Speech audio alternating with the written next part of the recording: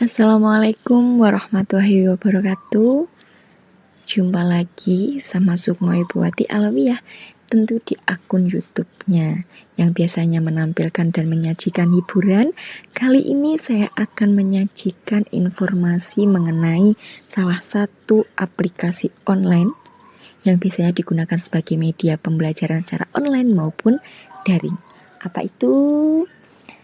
Nah, aplikasinya merupakan aplikasi yang sangat digemari pada saat ini, yakni Google Classroom. Jadi nih, yang belum tahu, saya akan menjelaskan terlebih dahulu apa sih Google Classroom itu. Akan tetapi sebelum dimulai, jangan lupa like, comment, subscribe, dan share. Karena saran yang mendukung tentu akan membangun saya untuk lebih aktif lagi untuk membuat tampilan-tampilan yang lebih baik lagi di akun YouTube saya, dan tentunya untuk menghibur dan memberikan informasi yang menarik untuk Anda pengguna setia YouTube. Oke, jadi untuk teman-teman maupun Bapak Ibu guru maupun Bapak Ibu dosen nih, Google Classroom itu merupakan salah satu platform untuk berinteraksi antara pengajar dan pendidik dengan murid atau mahasiswa yang saat ini banyak digunakan. Kenapa? Karena pada belakangan ini, sejak institusi pendidikan di Indonesia menerapkan kebijakan belajar di rumah sebab adanya pandemi COVID-19 ini atau virus corona, nah sebagian besar aktivitas belajar dilaksanakan di rumah saja. Semuanya dirumahkan kan? Jadi kita tidak bisa belajar secara tatap muka, kita hanya bisa belajar secara daring atau online. Nah, Google Classroom ini termasuk salah satu platform yang dapat dijadikan pilihan oleh tenaga pendidik karena dirasa efektif, bisa melaksanakan pembelajaran dan memungkinkan interaksi antara pelajar dan pengajar dengan kelas online. Google Classroom ini banyak manfaatnya loh, gengs. Yang pertama, berbagi materi pelajaran dan silabus. Yang kedua, memberikan atau mengirimkan tugas. Ketiga, mengadakan ujian atau kuis. Keempat, tanya jawab secara interaktif. Dan kelima, melihat tugas mendatang lewat Google Calendar. Terus, cara masuk sama buat akunnya gimana sih? Nah, ini akan saya jelaskan. Jadi, tonton channel YouTube ini, tonton tontonan ini sampai selesai, jangan di skip. Oke? Saya akan memberikan tips dan triknya bagi yang belum tahu. Bagi yang sudah tahu, silahkan memberi masukan-masukan jika memang nanti ini salah. Oke, saya sudah pernah masuk. Ini, kita klik. Oh, Google Classroom. Biasanya Google Classroom ini di-download di PC maupun di HP ya, kan? Tetapi saya lebih senang seperti ini.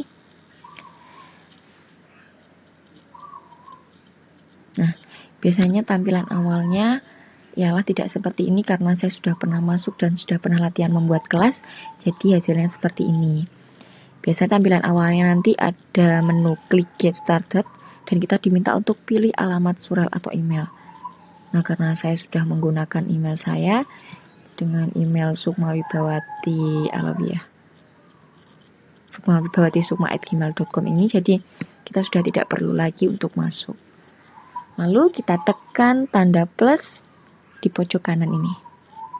Ada dua pilihan, gabung ke kelas dan juga buat kelas. Biasanya gabung ke kelas ini ditujukan kepada mahasiswa maupun pelajar untuk memasukkan 7 digit kelas kode yang sudah diberikan. Jika dosen atau guru belum memberikan, maka segera meminta. Karena ini menu tujukan untuk Anda ya. Jadi jika sudah tergabung dalam kelas, Anda bisa melihat tugas atau materi yang diberikan pengajar di stream atau classwork yang sudah dibuat.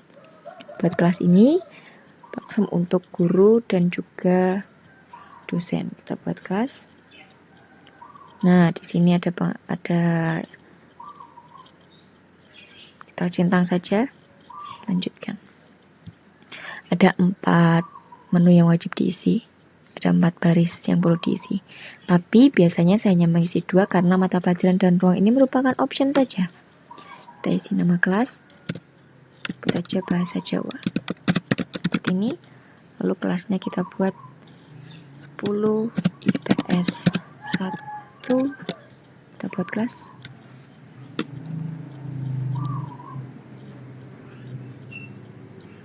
Maaf jika ada suara berisik karena memang saya tidak menggunakan headset, jadi terdengar suara-suara. Tapi mungkin suara saya akan lebih jelas di sini ya. Nah ini biasanya Google Classroom ini selalu memberikan petunjuk kepada kita ketika kita baru saja masuk ke menu-menu tertentu. Ini kode kelasnya.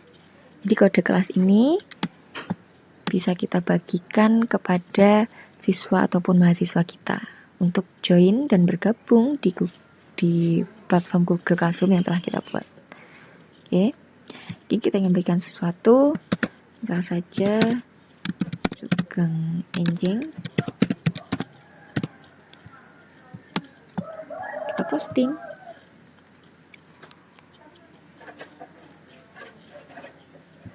Sudah.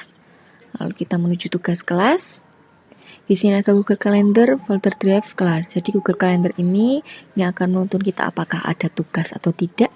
Lalu folder drive kelas ini adalah folder kelas khusus kita yang bisa digunakan untuk menyimpan tugas-tugas maupun materi tentang kelas yang kita buat ini tentunya. Jadi yang bisa mengakses adalah siswa maupun guru yang ada di kelas ini. Kita buat misal saja tugas. Judulnya Aksara Jawa. Nah, ini biasanya petunjuk opsional adalah bagaimana cara mengerjakan tugas. Namun, karena ini kita latihan, maka kita tulis saja Sugeng Makaryo. Kita tidak perlu mengetik terlalu banyak, karena kita bisa menambahkan file yang telah kita buat. Yang di dalamnya tentu berisi pertanyaan maupun perintah untuk mengerjakan tugas tersebut. Oke, file. Kita tunggu. Beli file dari perangkat Anda, kita upload. Silahkan, misalnya aja seperti ini. Kita upload. Kita tunggu.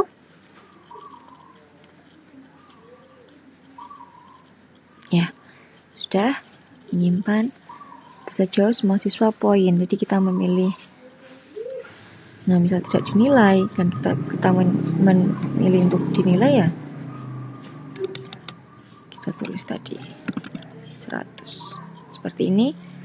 Nah, tenggat batas waktu ini yang nanti akan muncul di Google tadi, misal saja tanggal 27 Juni waktu 23. Sudah ada topik, kita tugaskan.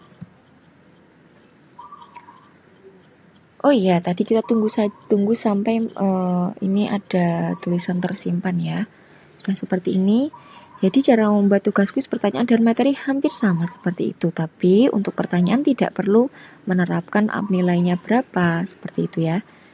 Nah, ini kita bisa menginvite melalui email jika kita tidak membagikan kode tadi ya, tapi jika kita sudah membagikan kode, maka siswa itu yang akan masuk.